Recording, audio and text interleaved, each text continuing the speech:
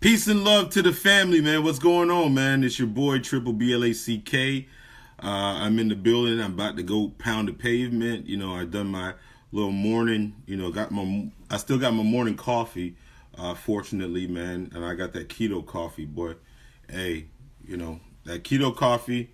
My wife sells it, so it is great. Gives you a great pick me up. Also, your boy has lost a little bit of weight. You see that? See that right there? Lost a little bit of weight. Hey. But anyways, man, I need my hair cut though. But man, I just want to get on here real quick. Shout out to the family. Shout out to Gary. I just saw Gary Peacock in there. Man, I haven't chopped it up with Gary for a long time. I remember, man, a couple of years ago, I hope I need to chop it up with him because I know he was doing his business. We talked about his business and stuff like that. I know that he was doing pretty good last time I talked to him. Gary got the credit game. He already knows. But anyways, man, shout out to Gary, man. Hope everything is good and prosperous for you and your business and your family and everything, man. Man, I just want to talk to the family a little bit about business credit, man. I did a thing last night about business credit. Yeah, man. Yeah, I hope everything is good, man. Man, it's crazy that a lot of people don't realize how important just credit is in general.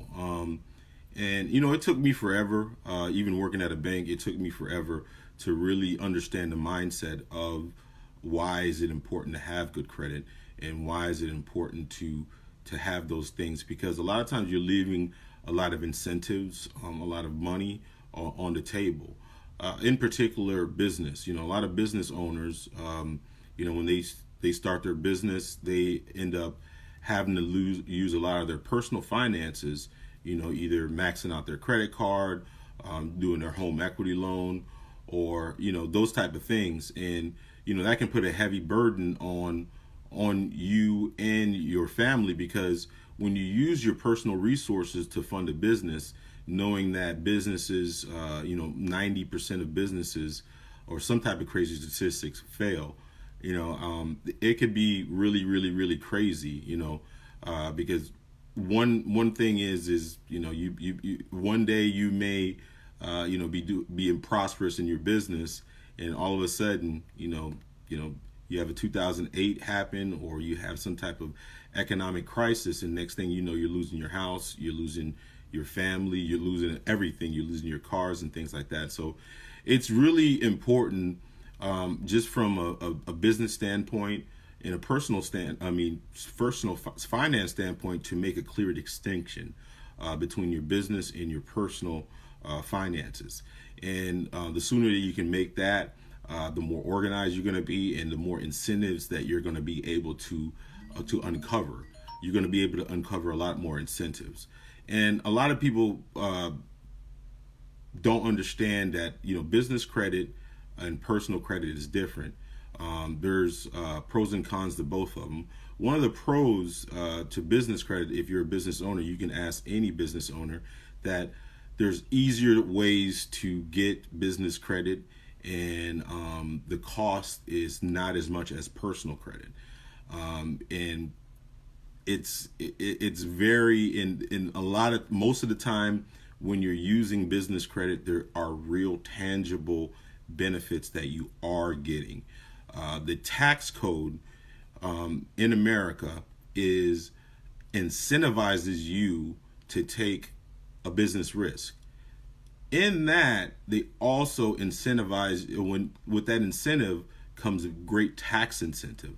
Like, for instance, if you own your own business, and I'm just using a bare bones example, if I own my own business and I have a job, if I'm driving to my job, I'm not able to write off the car expense. I'm not able to write off the gas, anything that comes with that drive. But if I'm driving to my business and I'm driving to a client, I'm sitting down with a client, I'm breaking bread with a client, that is I'm incentivized for that, and because I took the business risk, the government wants to pay me back for that, or to at least give me some of that back. If you are at work and you go to lunch, even and the client sits down with you, you're not incentivized for that.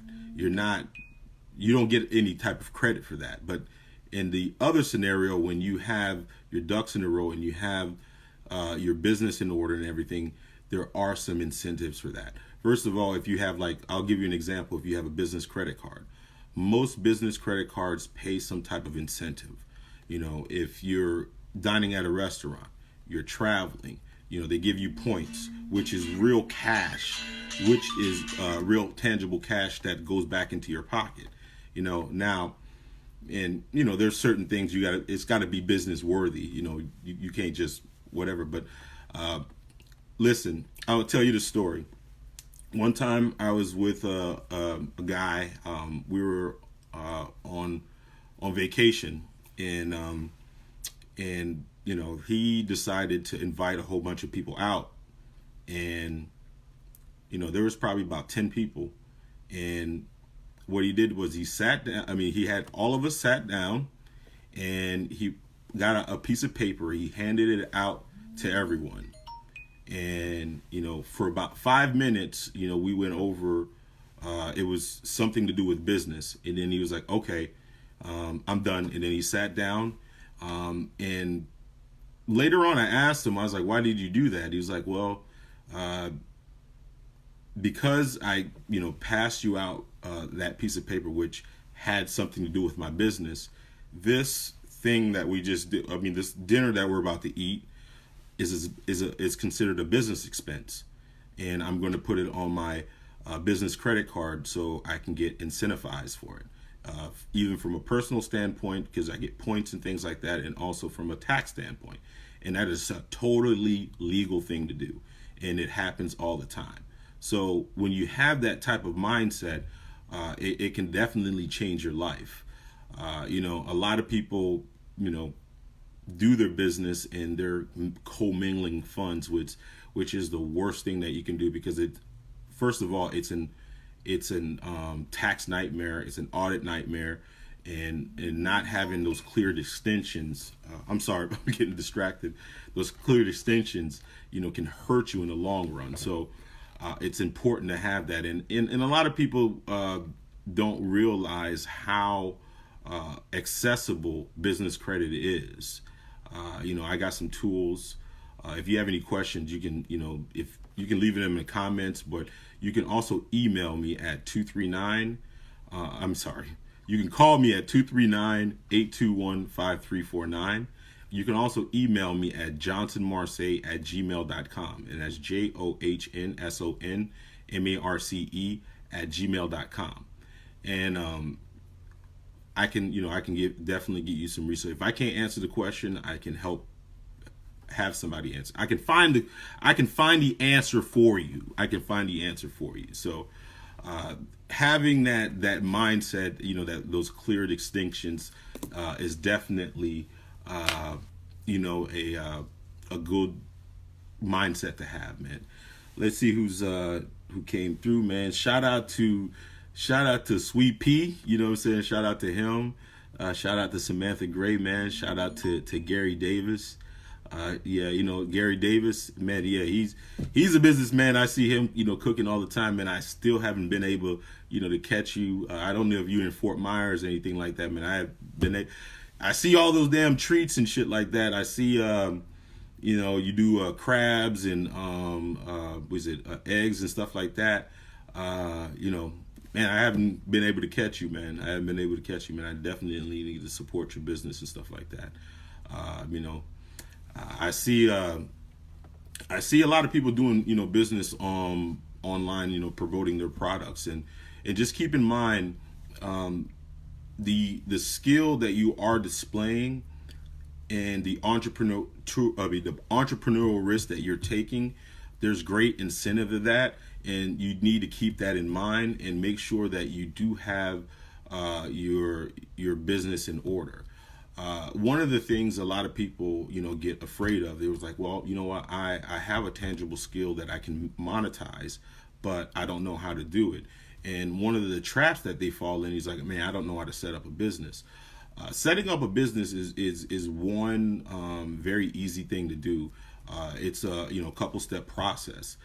For instance, if you're just doing something on the side and you're not taking a lot of risk, if you're just doing something on the side in the state of Florida, you don't actually have to have an LLC or S corp or a corporation.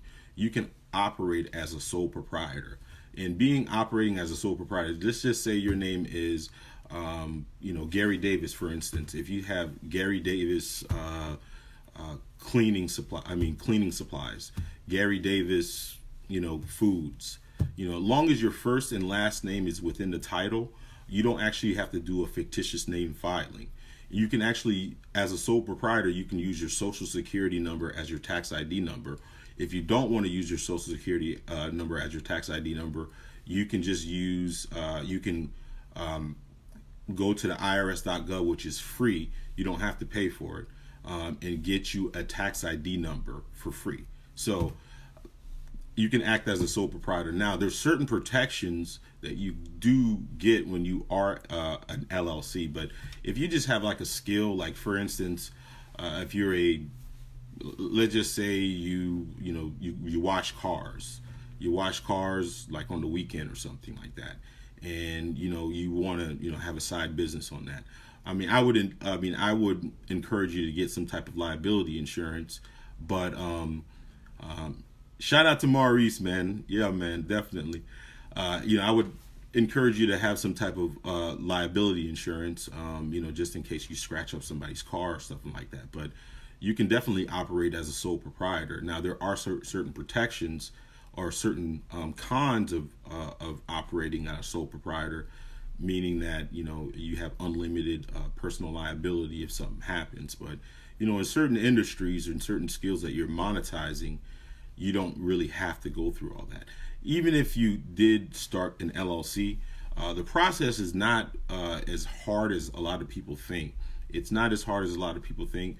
You can just go right to the state of Florida. Was it sunbiz.org and apply for and just fill out the paperwork to be an LLC. It costs about $130. Depending on what you do, there may be some additional licensing. If like you're a barber, if you're a barber or something like that, you may want to you make sure you get your licenses and certifications. If you're operating like in your home, you just pay like the city tax, which is like $100 or something like that, or $45. Get you a personal liability policy, which is another $50. So you can easily start your business for less than $300, and it just takes a little bit of research to do. I mean, it doesn't take that much research. A lot of people pay money. They pay LegalZoom to they charge you like $500 for something that you can do for like under $200 sometimes. So just don't be afraid to monetize your skills. Especially in our community, the Black community, we have a lot of skill within the community that you can definitely monetize. And it definitely makes it different from a self-esteem perspective when it's ownership. It's ownership of something. That means I run a business. That means if it's successful, I can pass it on. I can hire my family. I can hire my friends. I can subcontract things out to them. I can give them the game too. So it's from a mindset perspective, it's a very fulfilling thing. So definitely change your mindset if it's not already changed, to definitely monetize your skills. Shout out to Momo. Shout out to Momo Townsend. Hey, shout out to her, man. Say hi to your mother for me, man. That used to be my next door neighbor growing up. I know her and her little sister as kids. Right next door to us. Linda. She was like an auntie. Love her. But business credit, man, it does. There are easy ways to get it. That's one of the first advantages. There, one of the other advantages, it costs you a lot less in the long run, than your personal credit. It's much cheaper. A lot of people start their businesses and run their businesses through their high interest credit cards. Also, their home equity loans, their personal loans, which the average interest rate for those things are like in the double digits. The average interest rate on a business loan are in the low single digits. In revolving credit, if you get in the habit of buying your supplies and paying it off, through your revenue that you're getting in, a lot of times there's no interest on there. If you get in that habit, and when there's no interest, you're not paying any interest. You're getting incentive too. If you're putting it on a credit card, a lot of times you're getting points. You're getting cash back. If you're putting it on a vendor, not only are you building that relationship with the vendor, but you're also building vendor credit. There's a thing called the Paydex score. I can't really get into it because I'm not an expert at that part, but I can tell you that there is a great incentive, and you're getting and you get graded in those type of things. And when you start to build relationships with different vendors and establish credit, you're going to find it easier to get credit, and you're able to better expand your business. Because for instance, when you're successful, a lot of times when you're successful in a business, you're confined, and you're stuck.